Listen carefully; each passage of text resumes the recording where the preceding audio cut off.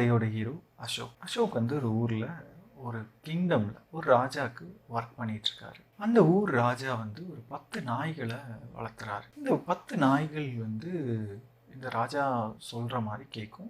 எதுக்காக வளர்த்துறாரு அப்படின்னா, அந்த ஊரில் யாராவது தப்பு செஞ்சாலோ இல்லை அவரோட சர்வன்ட்ஸ் அவருக்கு ஒர்க் பண்ணுறவங்க யாராவது ஒரு தப்பு செஞ்சாலோ இந்த நாய்களுக்கு ஃபுட்டாக கொடுத்துருவார். இந்த நாய்கள் அவங்கள வந்து கடித்து சாப்பிட்டோம். அந்த மாதிரி தான் அந்த நாய்களை அவர் வளர்த்திருப்பார். இந்த மாதிரி ஒரு சூழ்நிலையில தான் நம்ம வந்து அசோக் வந்து அதே ராஜா 10 வருஷமா அசோக் வந்து ஒர்க் பண்ணிட்டு இருக்காரு. ஸோ ரொம்ப வருஷங்களா நல்லா அவரோட ஒர்க்கை வந்து ராஜா பாராட்டுறாரு. அவருக்கு நிறைய ப்ரைஸஸ் கிஃப்ட்ஸ் எல்லாம் கொடுக்குறாரு. இந்த மாதிரி போயிட்டு இருக்காரு அசோக். ஒரு வாட்டி என்ன ஆயிடுச்சுன்னா, அசோக் வந்து ஒரு தப்பான தகவலை வந்து ராஜா கொடுத்துட்றாரு. இந்த சூழ்நிலையில ராஜாவுக்கு வந்து அசோக் வந்து தப்பான தகவல் கொடுத்துட்டாரு அப்படிங்கிறது தெரிய வருது. ராஜா வந்து அசோக்கை வந்து அந்த நாய்களுக்கு இரையா கொடுத்துருங்க, தண்டனையை கொடுத்துட்றாரு. அசோக் வந்து ராஜாட்ட வந்து, ராஜா நான் வந்து இவ்வளோ வருஷமா 10 வருஷமா நான் உங்களுக்காக ஒர்க் பண்ணிருக்கேன். இந்த ஒரு சின்ன தவறுக்காக என்னை வந்து நீங்கள் வந்து அந்த நாய்களுக்கு இரையா கொடுக்கலாமா அப்படிங்கிற மாதிரி ராஜாட்ட ரொம்ப ரிக்வெஸ்ட் பண்ணுறாரு. ஆனால் ராஜா அதை கேட்குற மாதிரியே இல்லை.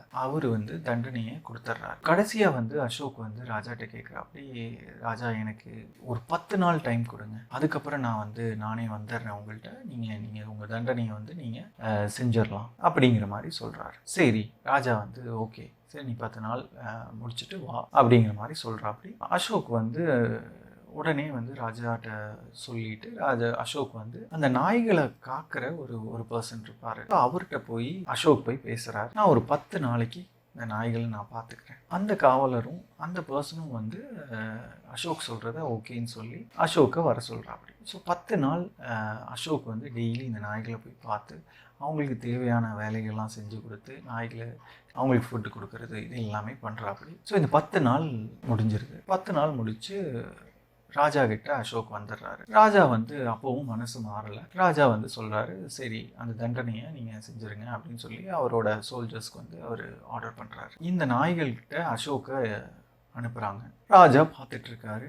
நாய்கள் வந்து அசோக்கை பார்த்தோன்னே ஒரே சந்தோஷத்தில் அசோக் கூட விளையாட ஆரம்பிச்சிடறான். ராஜாவுக்கு வந்து என்ன நடக்குதுன்னே புரியல. என்னடா இது, ஏன் ராஜா அந்த அசோக்கை வந்து நாய்கள் கடிக்க மாட்டேது அப்படின்னு ராஜா ஒரே பிரமிப்பாக இருக்கார். அசோக் வந்து அப்போ ராஜாட்ட சொல்கிறாரு, 10 வருஷமாக நான் அவங்களோட வேலை செஞ்சேன்.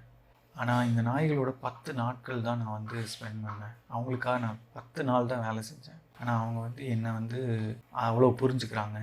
நிறைய நல்லது செஞ்சவங்கள ஒரு சின்ன தவறுக்காக நம்ம தண்டிக்கிறது சரியா?